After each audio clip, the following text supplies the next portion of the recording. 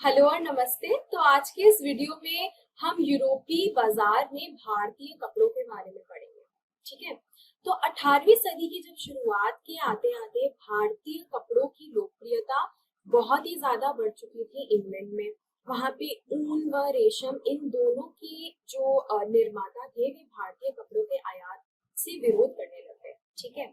इसी दबाव के कारण 1720 में ब्रिटिश सरकार इंग्लैंड में बहुत ही ज्यादा छापेदार जो सूती थी, जो हमने पहले जैसे छीट के बारे में पढ़ा था, जो सूती सूती कपड़ा छीट का इस्तेमाल पर पाबंदी लगाने के लिए एक कानून लगा दिया गया। ठीक है। अब वो कानून क्या था, इसको हम बोलते थे कैलियो एक्ट, यानी कि यहाँ कैलिको एक्ट बोला जाता था, जो था 1720 में। तो इंग्लैंड ने 18वीं शताब्दी में उन्होंने क्या करा, क्योंकि प्रिंटेड कॉटन टेक्सटाइल थे जो यहाँ पे, यानी कि मुद्रित सूती के वस्त्र, मुद्रित यानी कि जो प्रिंटेड छपे हुए थे और सूती के जो कपड़े थे, उनको उनकी मांग इतनी ज्यादा बढ़ चुकी थी और उनका उपयोग पर पाबंदी लगाने के लिए पूरा प्रबंध कर दिया था और पूरा बैन लग चुका था। ठीक है। उनको प्रतिबंध कर दिया था कि बैन लगा देंगे, बंद कर देंगे, पाबंदी लगा देंगे, और इसी के लिए कैलिको अध्ययन को पास किया गया था, जो 1720 में हुआ। तो उस समय क्या हुआ था कि इंग्लैंड में नए नए कपड़े के कारखाने खुल चुके थे। भारतीय कपड़ों के सामने जो भी लाचार अंग्रेज कपड़ा उत्पादक अपने देश में भारतीय कपड़ों के प्रवेश पर पूरी पाबंदी चाहते थे, ताकि पूरे इंग्लैंड में केवल उन्हीं के कपड़े बिके। इस क्रम में इंग्लैंड ने सरकार के सामने पहले कैलिको छपाई उद्योग को ही सरकारी संरक्षण का विकसित किया। अब सफेद मलमल या बिना मांड वाले जो भी कारीगर थे और जो भी कोरे थे, वे भारतीय कपड़ों पर इंग्लैंड में ही भारतीय डिजाइन छापे जाएंगे। और ये बात की उन्होंने पूरा कोशिश किया कि ये बात अच्छे से बात फैल जाए। प्रश्न देखते हैं कि आपकी राय में कैलिको अध्ययन का यह नाम कैलिको क्यों रखा गया? इस नाम से इस बारे में क्या पता चलता है और कौन से कपड़े पर पाबंदी लगाई जा रही है? हमें पता है कि सूती के कपड़े पे पाबंदी लगाई जा रही है क्योंकि वहां पे छपाई हो रही है। ठीक है। तो हमें पता है कि किस कपड़े की पाबंदी लगाई गई थी, सूती के कपड़े की, यानी कॉटन के जो प्रिंटेड कपड़े थे उसकी पाबंदी लगाई गई थी। ऐसा इसलिए हुआ था क्योंकि अंग्रेज भारतीय टेक्सटाइल की जो इंडस्ट्री बढ़ रही थी उससे डर रहे थे, और वे वो देख रहे थे कि कैसे उनके जो उनकी जो कॉटन के और जो भी कपड़े बन रहे हैं, छप रहे हैं, वो भारतीय मार्केट में या यूरोपीय मार्केट में नहीं मैच कर पाएंगे, क्योंकि भारतीय जो टेक्सटाइल है वो बहुत ज्यादा आगे बढ़ रही थी। तो और अंग्रेज चाहते थे कि उनका सारा काम इंग्लैंड में ही रहे और वो दूसरे यहाँ पे भारतीय मार्केट से और उनके प्रोड्यूसर से बिल्कुल भी लड़ाई ना कर पाए। ठीक है। तो अंत में क्या हुआ, जो भी इंडियन डिजाइन्स थी, जो भारत की जो डिजाइन्स थी, उनको कॉपी करना शुरू कर दिया गया अंग्रेजों के द्वारा, और यही कैलिको प्रिंटिंग इंडस्ट्री भी नाम इसीलिए लगाया गया था। और वो कॉपी करके अनब्लीच्ड, यानी कि जो ब्लीच किया हुआ कपड़ा नहीं होता है, उस कपड़े पे या फिर सफेद मसलिन के कपड़े पे छपाई शुरू कर दी गई थी।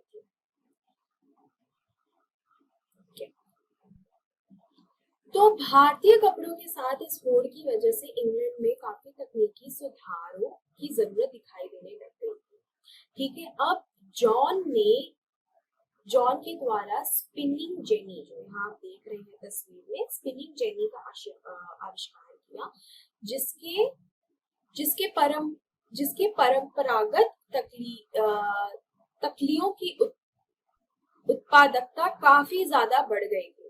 ठीक है। तो यहाँ पे भी जैसे हम देख सकते हैं, ये एक मशीन है जिसके द्वारा अकेले कामगार जो भी तकलियों को संचालित कर सकती है। अब जब स्पिनिंग जेनी आ चुकी थी तो उससे क्या हुआ कि अब बहुत बड़े मात्रा में सूती के कपड़े की प्रिंटिंग शुरू कर सकती थी। ठीक है। छपाई बहुत जल्दी मात्रा में शुरू हो चुकी थी और बहुत बड़े स्तर पर, बहुत बड़ी क्वांटिटी में, बहुत बड़े मात्रा में और सस्ते दाम में भी इन कपड़ों को छापना शुरू किया गया था, ताकि इन छपाई की वजह से इन कपड़ों को विदेश भेजा जा सके, यानी कि ब्रिटेन भेजा जा सके। पर इन सब इन्वेंशंस के बावजूद भी जो दीवानी आती थी बंगाल से, वो धीरे धीरे इंडियन टेक्सटाइल, जो भारतीय टेक्सटाइल था, उसको ऊपर से हड़पने लगे। ठीक है, तो क्या हुआ कि दीवानी आने से पहले ब्रिटिश को इन सब जो भी कपड़े इंपोर्ट होते थे उनके लिए सिल्वर, ठीक है, यानी कि चांदी, उनके सिक्कों का इस्तेमाल करना पड़ता था। तो जैसे जैसे दीवानिया उन्होंने बंगाल में कब्जा करा, तब उनके लिए ये बिजनेस बहुत ज्यादा प्रॉफिटेबल, यानी कि उनके लिए एक पैसा कमाने का कांस्टेंट एक बहुत फिक्स्ड स्रोत बन चुका था। Next slide. तो अब यहाँ पे, ठीक है, यहाँ पे प्रमुख वीविंग सेंटर्स हम देखते हैं। मैं कोशिश करती हूँ कि आपको दूसरे रंग से दिखाऊं। तो पहला जो सबसे ज्यादा 18वीं शताब्दी में ढाका, जिसको बांग्लादेश कहा जाता है, सबसे प्रमुख कपड़ा केंद्र था। ठीक है, अब बंगाल और कलकत्ता और ये ढाका वाला जो इलाका है, इन सब इलाकों में जहाँ पे भी नदियां और पानी का स्रोत था, वहां पे बहुत ज्यादा हम टेक्सटाइल इंडस्ट्री को बनते हुए देखे थे। ठीक है, फिर जो भी डेल्टा और नदियों वाला इलाका है, ठीक है, फिर बांग्लादेश, ढाका हमने बोल दिया, मद्रास और उसका पूरा जो तट था, जैसे आप यहाँ पे देख सकते हैं ये वाला इलाका, यहाँ पे भी, और फिर गुजरात। ठीक है, तो ये सारी वो जगहें थी। यहाँ पे आपको ध्यान रखना है कि जब इन टेक्सटाइल इंडस्ट्रीज, इन कपड़ों की जो फैक्ट्रियां थी या जो भी कार्य हो रहा था, वो सेटअप जब हो रहा था, तब हमें ये ध्यान रखना है कि रेलवे नहीं आई थी और बाकी की फैक्ट्रियां भी, बड़ी बड़ी फैक्ट्रियां सेटअप नहीं हुई थी। ये बहुत छोटे स्तर पर शुरू हुआ था और ये बहुत पहले की बात हो रही है, इंडस्ट्रियलाइजेशन से पहले की बात। तो बुनकर यानी वीवर कौन थे? नाम से ही पता लग रहा है, बुनने वाले जो लोग थे। जो अब हमें कपड़ा तो मिल गया, या हमने सूती को ले लिया, यानी सिल्क को हमने सिल्क मौत से ले लिया और उसकी कोकून से निकाल लिया, लेकिन बुनने वाले जो लोग होते थे उनको वीवर बोला जाता था, यानी कि बुनकर बोला जाता था। तो बुनकर आमतौर पर बुनाई का काम करने वाले जो लोग थे उन्हें कहा जाता था। ठीक है, तो उन्हें कहा जाता था, वे पीढ़ी दर पीढ़ी उनका जो हुनर था ये आगे ही बढ़ रहा था, और वो बुनने की जो उनका कार्य था वो पीढ़ी दर पीढ़ी सौंप रहे थे, बाकी लोगों को दे रहे थे। क्योंकि बंगाल की तांती, उत्तर भारत में जुलाहे, ठीक है, और दक्षिण भारत में साले, और हाँ, और कोलकाता और उस इलाके में देवांग समुदाय जो बुनकारी के लिए बहुत ज्यादा प्रसिद्ध है। ठीक है, तो बुनकर अक्सर ऐसे समुदाय या ऐसी कम्युनिटी से संबंध रखते थे जो बुनाई में विशेषज्ञता यानी स्पेशलाइजेशन रखते हैं। उनका स्पेशल काम यही होता है। उनके जो कौशल स्किल्स थे वे पीढ़ी दर पीढ़ी ट्रांसफर किया जाता था, और यही उनका सबसे ज्यादा मेजर काम हुआ। अब हम देखें कि बुनाई की जो प्रक्रिया थी वो क्या थी। तो सूत काटना, ठीक है, सूत काटना कपड़ा उत्पादन का सबसे पहला और सबसे ज्यादा महत्वपूर्ण चरण होता था। ठीक है, ये काम अधिकांश महिलाएं करती थी और उन्हीं को जिम्मेदारी दी जाती थी। फिर चरखा और तकली घर में पाए जाते थे। ठीक है, तो चरखा और तकली घर घर में पाए जाते थे। धागे को चरखे पर काटा जाता था और तकली पर लपेटा जाता था। ठीक है, जब कताई पूरी हो जाती थी तो बुनकर उसे धागे से कपड़ा बुनते थे, और ज्यादातर समुदाय में बुनाई का काम पुरुष करते हैं। रंगीन कपड़ा बनाने के लिए भी जो रंगरेज होते हैं उसे धागे का रंग दिया जाता है, तो धागे में रंग दिया जाता है और उसी से वो रंगीन कपड़ा बनता है। ठीक है, तो छपाईदार कपड़ा बनाने के लिए बुनकरों को छिप्पीगार नामक, ठीक है,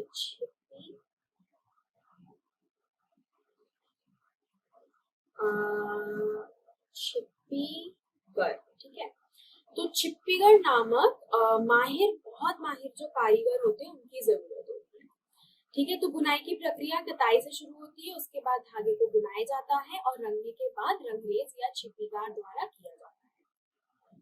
हाथ से किए गए जितने भी काम होते हैं और उससे जुड़े हुए जो भी बुनाई के काम होते हैं, उन्हीं से जुड़े व्यवसायों को लेके लाखों भारतीयों की रोजी रोटी चलती है। अब भारतीय वस्त्रों का पतन, ऐसा क्या हुआ कि जो भारतीय कपड़े थे उनका डिक्लाइन या उनका पतन शुरू हो गया और उनकी जो मार्केट में डिमांड थी वो कम होने लगी। तो ब्रिटिश वस्त्रों के साथ उनका कंपटीशन हो गया था, प्रतिस्पर्धा बहुत ज्यादा बढ़ गई थी, क्योंकि वे सस्ते भी होते थे, अच्छे प्रिंट के होते थे और मेहनत कम होते थे, क्योंकि वे मशीन के बने होते थे। ठीक है, अब ब्रिटेन में भारतीय वस्त्रों का उच्च आयात शुल्क, ठीक है, बहुत ज्यादा आयात शुल्क बहुत ज्यादा होता था। ठीक है, तो भारतीय वस्त्रों का अगर हम जिसका मतलब ये होता था कि वे बहुत महंगे हो जाते थे। अब जब महंगे हो जाएंगे तो कोई भी, ऐसे ही इतनी गरीबी थी तो किसी भी चीज के लिए उनको फालतू में खर्च करना, धीरे धीरे पैसे बढ़ने की वजह से इन कपड़ों का पतन शुरू हो गया। अफ्रीका, अमेरिका और यूरोप में ये कपड़े बाजारों जो निर्यात होके यानी कि एक्सपोर्ट होके बाजारों का नुकसान हो रहे हैं। कपड़ों को एक्सपोर्ट होके कपड़े आ रहे थे और उनका स्थानीय यानी भारतीय कपड़ों का नुकसान हो रहा था। भारत में ब्रिटिश माल का आयात हो रहा था, यानी कि भारत में ब्रिटिश का सामान इम्पोर्ट हो रहा था यहाँ पे। और जैसे मैंने बोला कि वो सस्ती होती थी, मशीन की बनी होती थी और वो आसान हो जाती थी, तो इसकी वजह से मांग भी ब्रिटिश कपड़ों की ज्यादा होगी। ठीक है, अब यहाँ पे हैंडलूम वीविंग यानी कि हथकरघा बुनाई के बारे में पढ़ेंगे। अब हम जानते हैं कि कैसे गांधी जी को चरखे के साथ हम लोग रिलेट करते हैं। गांधी जी ने शुरुआत की थी भारत की लड़ाई में विदेशों के विरुद्ध कि कैसे हमें अपने घर के बनाए हुए, अपने देश के बनाए हुए कपड़ों का ही इस्तेमाल करना चाहिए। तो खादी एक राष्ट्रवाद यानी कि नेशनलिज्म का प्रतीक बन चुका था। ठीक है, चरखा भारत का प्रतिनिधित्व करने के लिए आ गया था कि गांधी जी चरखे से खादी को बनाते थे और खादी का कपड़ा इस्तेमाल करने के लिए उन्होंने बहुत प्रोत्साहित करा। और यही एक लड़ाई भी लड़ी बाद में कि कैसे हम अंग्रेजों की जो बने हुए कपड़े हैं उनको हम नो बोलेंगे, हम मशीन के बने हुए कपड़ों को नहीं बोलेंगे, मना करेंगे और खादी के कपड़े पहनेंगे। ठीक है, और ये 1931 में भारतीय राष्ट्रीय कांग्रेस के तिरंगे झंडे पर भी लगाया गया था। तो ये बहुत बड़ा सिंबल जैसा, एक प्रतीक जैसा बन चुका था। ठीक है, अब ये सूती कपड़ा मिल यानी कि हम सबसे पहले कपास मिल के बारे में बात कर रहे हैं, जो बम्बई में स्थापित हुआ था सन 1900 तक। बॉम्बे में कुछ 90 के अराउंड मिलों पर काम करना शुरू हो चुका था। प्रथम विश्व युद्ध के दौरान जो फर्स्ट वर्ल्ड वॉर था, ब्रिटेन से कपड़ा आयात यानी कि इम्पोर्ट होता था, तो इम्पोर्ट गिर गया। ठीक है, क्योंकि वर्ल्ड वॉर 1 चल रहा था, विश्व युद्ध चल रहा था और भारतीय कपड़ों की मांग बढ़ने लग गई। क्योंकि भारतीय कपड़े उस समय में जब विश्व युद्ध चल रहा था तो अंग्रेज भारतीय ट्रेड पर, व्यापार पर ध्यान नहीं दे पा रहे थे, जिसकी वजह से उनका जो इम्पोर्ट था वो बहुत ज्यादा गिर चुका था। जब अब इम्पोर्ट कम हो गया तो मशीनी सामान कम है, तो भारतीय कपड़ों की मांग बहुत ज्यादा बढ़ चुकी थी। और ये वही समय था जब बंबई में स्थापित किया गया पहला मिल धीरे धीरे गुजरात में भी फैला और बहुत सारी गुजराती कम्युनिटी और पारसी कम्युनिटी ने धीरे धीरे करके इसी व्यापार में कॉटन के सूती कपड़ा का मिल बनाने का व्यापार शुरू कर दिया था। और हमने जैसे पहले मैप में देखा था कि उस एरिया में पानी की कमी है नहीं, तो अगर पानी है तो फिर वो धीरे धीरे कॉटन बनाना भी कोशिश कर सकते हैं और उनका मिल बनाना भी स्थापित कर सकते हैं। ठीक है, तो इस वीडियो से हम ये टॉपिक यहाँ खत्म करते हैं। इसके आगे के वीडियो में हम देखेंगे कैसे टीपू सुल्तान की तलवार और जो वुड स्टील थी उसके बारे में पढ़ेंगे। हम कुछ एनसीईआरटी के प्रश्न भी सॉल्व करेंगे और अंत में चैप्टर को खत्म करते हुए उसको बिल्कुल ही छोटा करके हम कुछ बुलेट पॉइंट्स करेंगे, पूरे चैप्टर को दोहरा के चैप्टर को समाप्त करेंगे। ठीक है। तो ध्यान रखिएगा, बाय बाय।